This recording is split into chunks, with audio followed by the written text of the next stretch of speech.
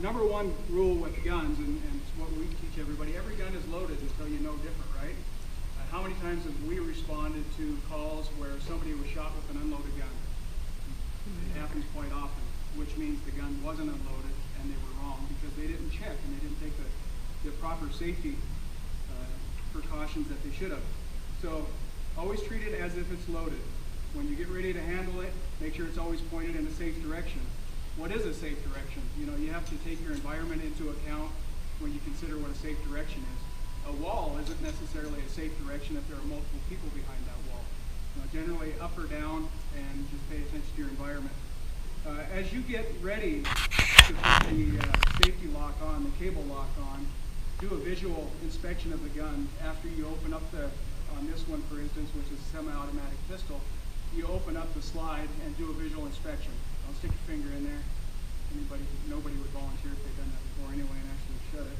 It hurts. Once you have it inspected, make sure it's locked back. Then you're going to place the gun on a table or on something that is secure so you can handle your lock with two hands and you're not fumbling with the gun and the lock at the same time. The cable lock then goes down through the action of the gun, through the magazine port, and locks at the bottom of the magazine port. There you go. So, for instance, with a semi-automatic pistol, that's exactly act as if the gun were loaded until you know different. In this particular bolt-action rifle, you would open the bolt, do a visual inspection, drop the magazine chamber in this one, which is a floor plate. So you have it open, you're able to tell that the gun is unloaded and it's pointed in a safe direction. At that point, you go to the same steps as you would with the semi-automatic. Place it on the table in a safe direction so you have both hands available to place the lock down through the action, through the bottom of the magazine port, and again, lock it. And all weapons are very similar as far as going through the action and locking through the magazine port for a revolver.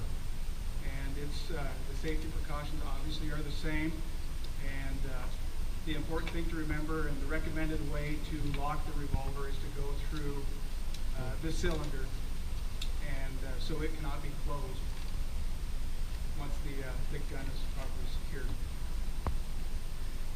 And then lastly, even though there is a lock on the gun, you store it somewhere where people that you do not want to have access to